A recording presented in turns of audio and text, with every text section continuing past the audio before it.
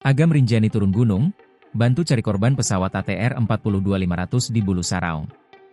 Pemandu Gunung Rinjani, Agam Rinjani, ikut bergabung dalam operasi pencarian dan penyelamatan, SAR, korban kecelakaan pesawat ATR 42500 yang jatuh di kawasan Gunung Bulu Saraung, Kabupaten Pangkep, Sulawesi Selatan. Agam mengaku dirinya akan mengambil posisi pencarian di medan terjal dan memfokuskan upaya pada pencarian korban. Berfokus pada korban. Jadi kami berkoordinasi dengan tim apa bisa kami bantu. Kami bantu.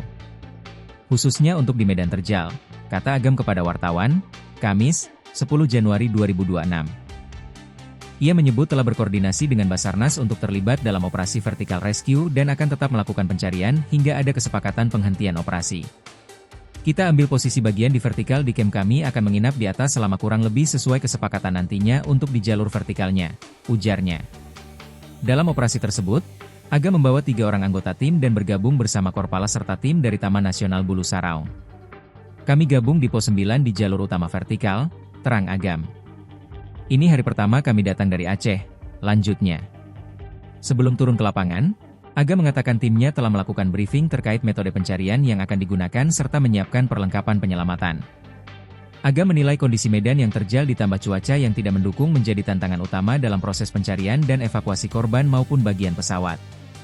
Jadi memang kondisi medan di sini selain terjal kondisi cuaca juga mempersulit melakukan evakuasi karena kabut belum lagi angin. Betul-betul harus safety, jadi ketika menolong itu harus safety juga, katanya. Ia pun meminta doa dari masyarakat agar proses evakuasi berjalan lancar dan seluruh korban dapat segera dievakuasi. Kami minta doa seluruh warga Indonesia untuk mempercepat evakuasi dan semoga korban bisa diturunkan dari atas, ucap Agam.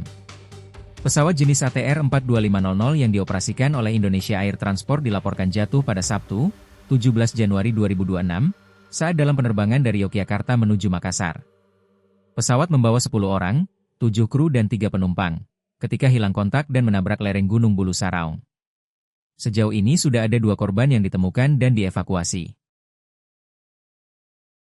Download Tribun X sekarang, menghadirkan lokal menjadi Indonesia.